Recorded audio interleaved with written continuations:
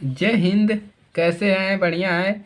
तो इस क्लास में हम कक्षा 10 विज्ञान अध्याय जो है आपका 11 विद्युत विद्युत चैप्टर से हम यहाँ पर दो टॉपिक आपको पढ़ाएंगे, जो है आपका विद्युत ऊर्जा और विद्युत शक्ति या समर्थ। समर्थ क्या होता है, विद्युत ऊर्जा क्या होता है, इस पर हम आपको फार्मूला भी देंगे जो आपके पेपर में जिस पर आपको प्रश्न बनते हैं। ठीक है, चलिए क्लास को शुरू करते हैं।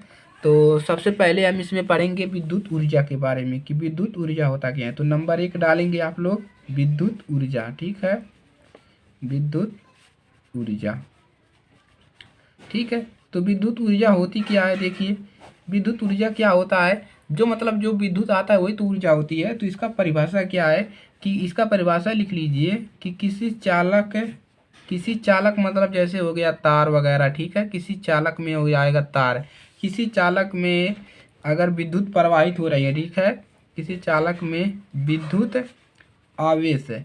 आवेश क्या होता है, यानी कि जो धारा बहती है, जो करंट जाता है वो आवेश के रूप में जाता है। ठीक है, किसी चालक में विद्युत आवेश के प्रवाहित होने से प्रवाहित प्रवाहित होने से जो ऊर्जा, यानी कि जो भी ऊर्जा खपत होती है, जो ऊर्जा का व्यय, ठीक है, व्यय होता है, जो भी जितनी भी ऊर्जा खत्म होती है यानी कि खर्चा होती है, उसी को क्या कहते हैं, उसे कहते हैं विद्युत ऊर्जा। ठीक है, उसे विद्युत ऊर्जा कहते हैं। आगे लिख लीजिएगा। ठीक है, तो यही होता है आपका परिभाषा कि कोई चालक है, अगर उसमें विद्युत आवेश के प्रवाहित होने से जो भी ऊर्जा खत्म हो रही है, यानी कि करंट जाने में तार में जो ऊर्जा खत्म हो रही है, उसी को विद्युत ऊर्जा कहते हैं। ठीक है, चलिए, तो अगर हम मान लेते हैं कि किसी चालक के सिरों के बीच विभवांतर,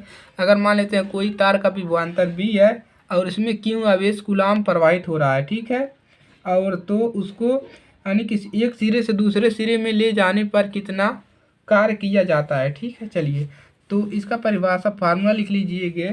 विद्युत ऊर्जा बराबर होता है, विद्युत ऊर्जा बराबर होता है विभवांतर विभवांतर विभवांतर गुणा में आवेश।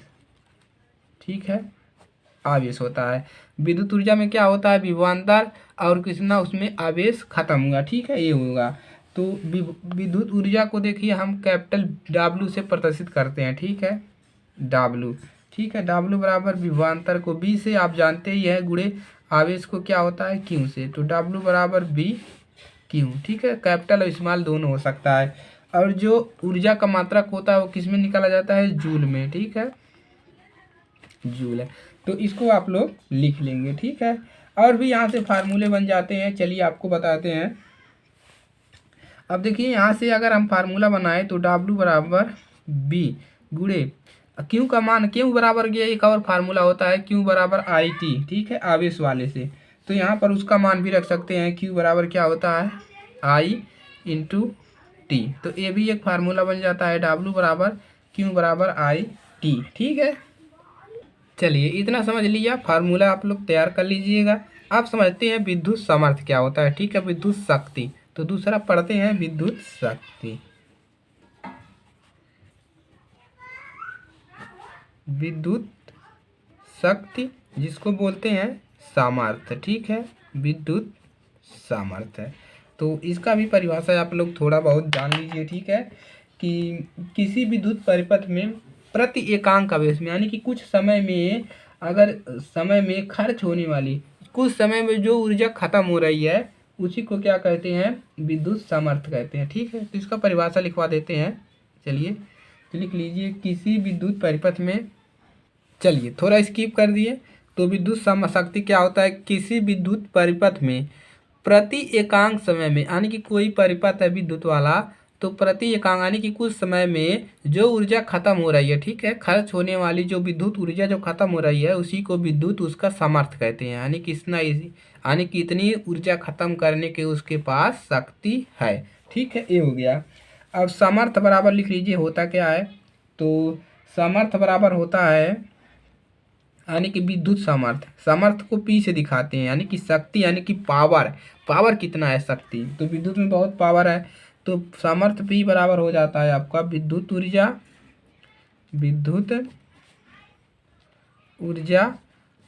ऊर्जा बटा में ऊर्जा में कितना, यानी कि जो ऊर्जा खत्म हो रही है उसमें कितना समय लग रहा है। ठीक है, तो ये हो जाएगा आपका समय को दिखाते हैं स्मॉल टी से, और ऊर्जा को दिखाते हैं किससे, वर्क से। ठीक है, यानी कि W से। ठीक है, तो यहाँ से हम लिख सकते हैं P बराबर क्या लिख सकते हैं, W बटा में T। ठीक है, और पिछली क्लास में हमने इसी क्लास में पढ़ा कि W बराबर होता है क्या है, W बराबर होता है BIT। तो इसको रख सकते हैं यहाँ पर, तो यहाँ पर रख सकते हैं P बराबर W बराबर होता है B गुणे I गुणे T, और बटा में नीचे क्या है T, तो T से कैंसिल हो जाएगा। तो यहाँ पर हम P बराबर लिख सकते हैं B क्रॉस I। ठीक है, B इंटू आई, P बराबर BI।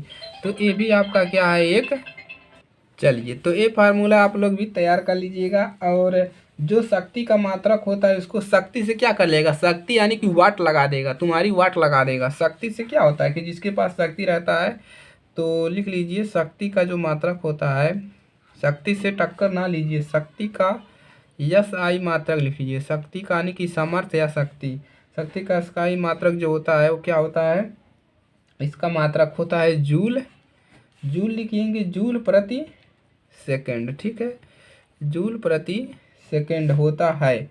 और इसका एक और है, इसका वाट लगा देगा। इसका क्या मात्रक है, वाट। तो इसको लग लीजिए, ये इंपॉर्टेंट है आपका। तो शक्ति का मात्रा क्या होता है, वाट लगा देगा। ठीक है, चलिए तो ये हो गया आपका। ठीक है, तो इसको आप लोग तैयार करिए। ठीक है, तो कोई दिक्कत नहीं है। ठीक है, चलिए तो विद्युत शक्ति आपने सीखा, विद्युत ऊर्जा सीखा।